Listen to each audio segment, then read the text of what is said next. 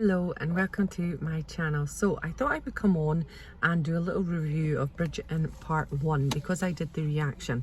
So okay, so when it came out I watched the first 2 episodes in the morning and then I watched the second 2 episodes in the afternoon because I'm a carer for my mum.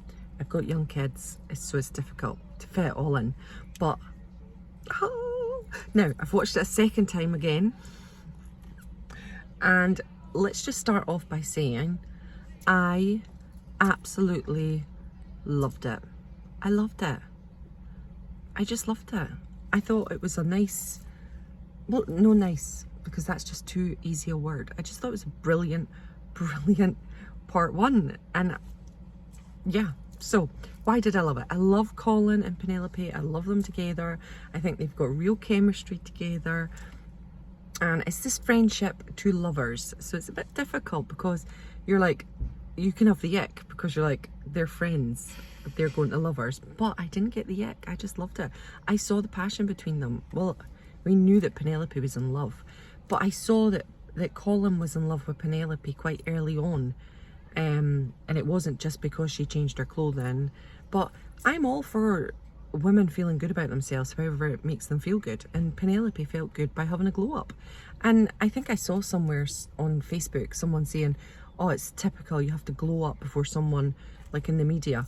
But I'm a girly girl, and you know, when I have my hair done I feel fantastic, and if I have a new outfit I feel brilliant, and then that oozes out of you as confidence. So I don't think it's a bad thing to have a glow up and then you attract a mate.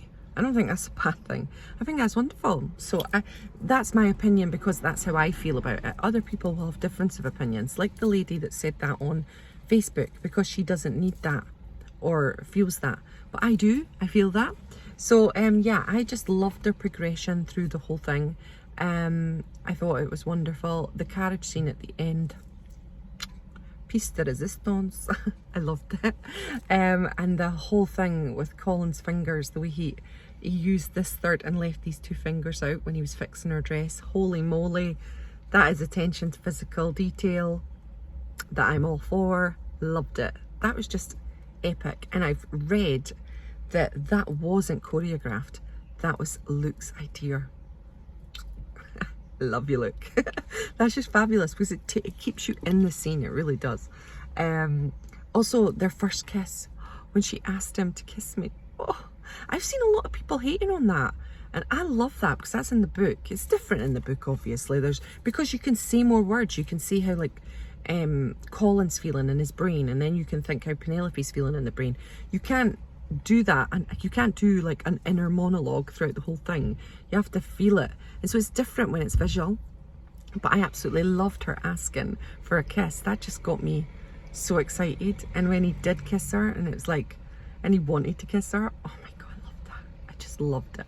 Now, Lord Deblin, I liked Lord Deblin, and do you know, at the start I was like, when he was introduced, I was like, frickin' heck, I like him.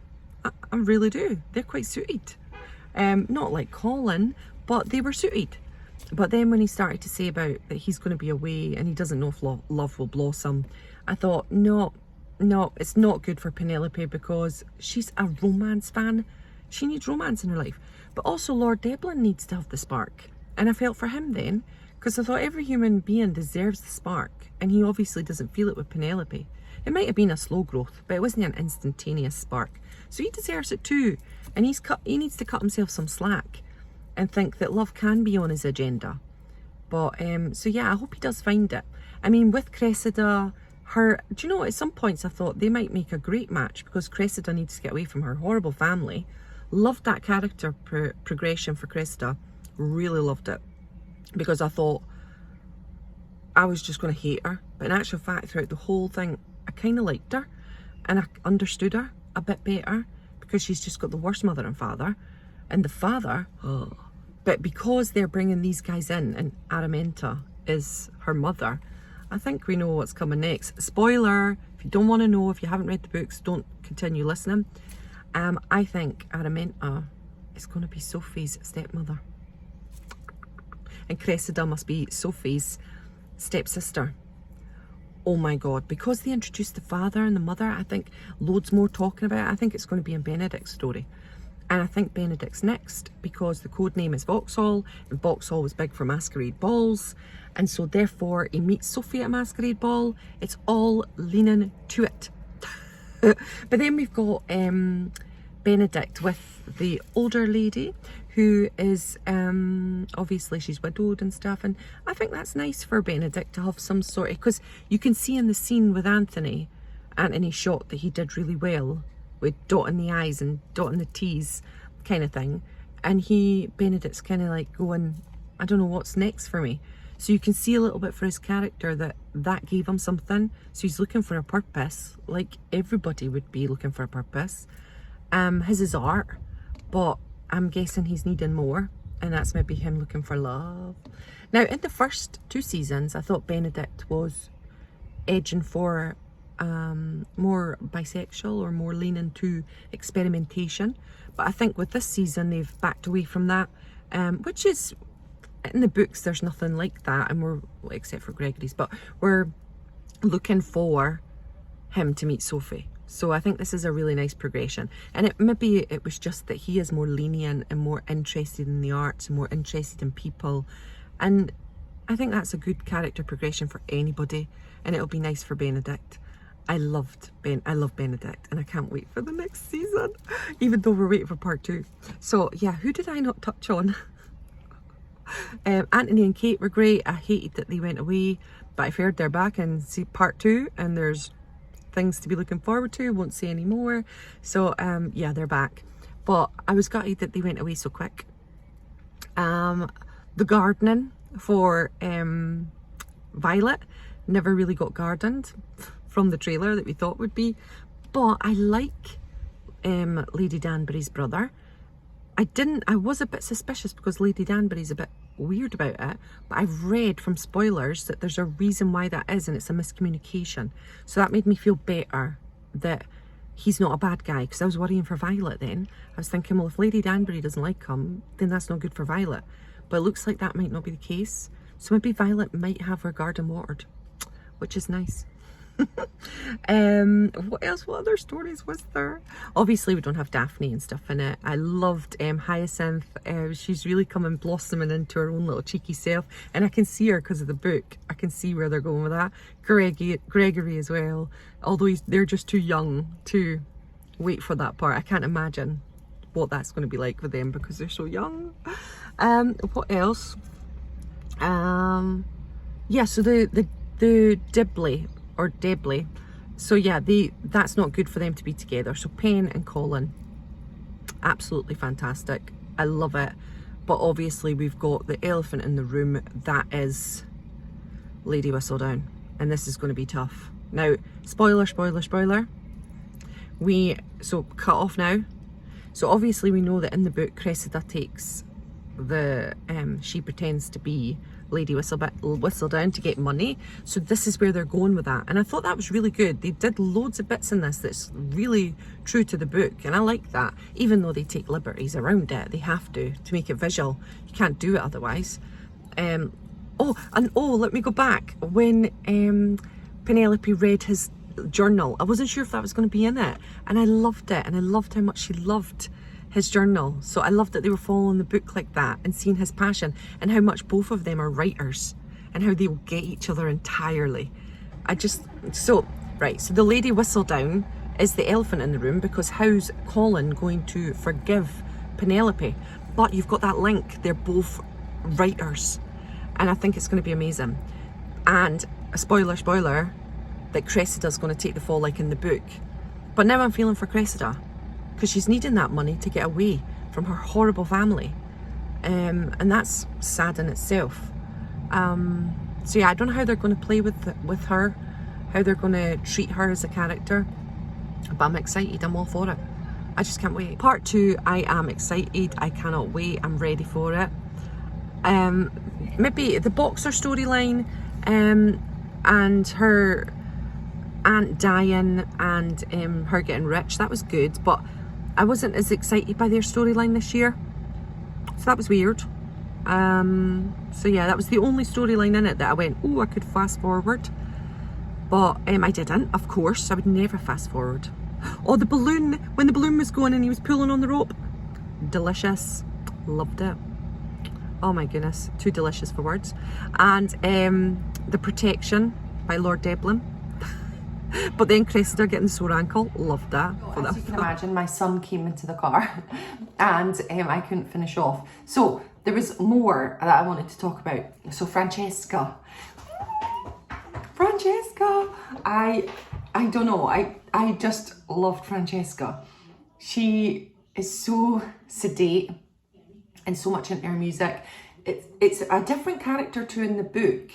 I know that in the book she's isolated in spoiler in Scotland with obviously John. So that means that she was happy to move away from her family. So I guess that's where we're getting this from. Oh my goodness, when I seen John, I love him.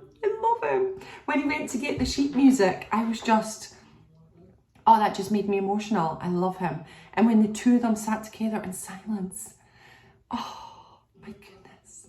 I was wondering if there's maybe some kind of hint to being on the spectrum for both of them, which is just another way of inclusion and bringing in familiarity into our normal lives. And just seeing that portrayed is pretty amazing.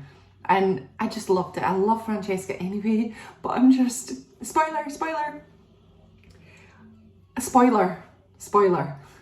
I cried when I saw John because I know what happens to John and it just broke my heart.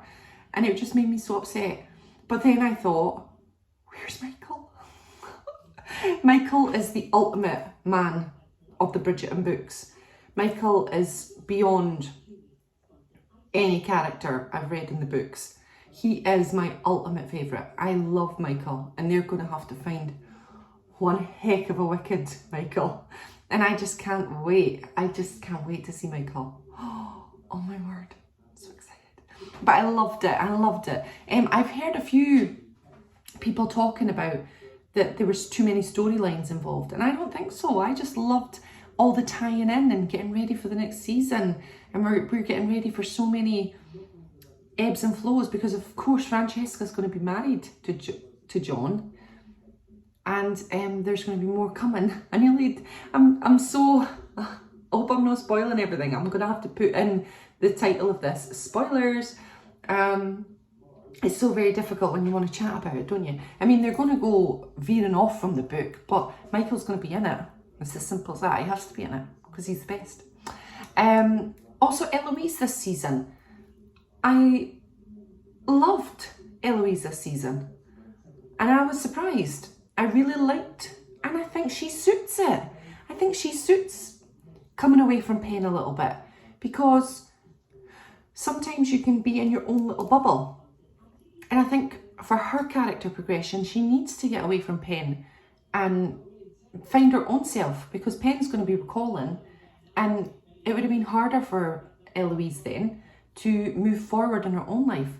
So I love that she's finding new friends. I loved when she was doing the speaking and the girl said, oh well, at least we know what you're good at, public speaking, because she's not very good at cross stitch or sewing.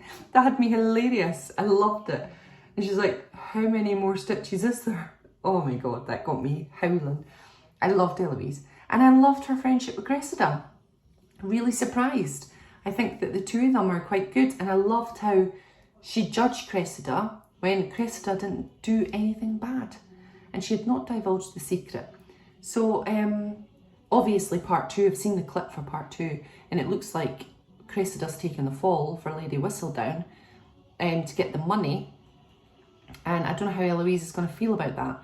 Obviously I didn't like when Cressida stood on Penelope's dress at the start, but I'm guessing that's, we then seen her progress, and we've seen Eloise bring out the softer side in Cressida, and Cressida bringing out the friend side in Eloise, which was lovely. And obviously, spoiler, we're going to have Eloise's story very soon with Philip Crane.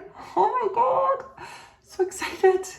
Eloise marrying, what the heck, can't imagine it. But in the botany guy, botany, I'm too excited. Have I touched on everybody? Did I mention everyone, or have I left people out? I mean, I could have left people out. It's very difficult to make sure you're covering all bases with Bridgerton Part 1, because there was just it's fair to say that in some people's reviews there was lots of storylines. So yeah, it's fair to say, because there was lots of storylines. It's very hard for me to get everybody in. But I think I have, I hope. If I've missed your favourite character, I'm so sorry. Ugh, I'll try and get back to it. But yeah, I loved it. That's all I can say. Part 1 was amazing for me. And I'm all for Part 2. And I can't wait.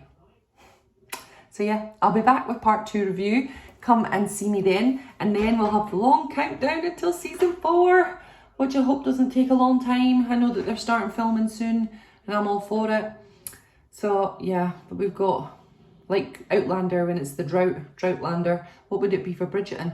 Droughton. Going crazy. Anyway, right, I'll catch you on another one. Thanks very much for joining me, and tell me all your thoughts and reviews down in the comments below, good, bad and the ugly, and I shall see you on another. Bye everyone.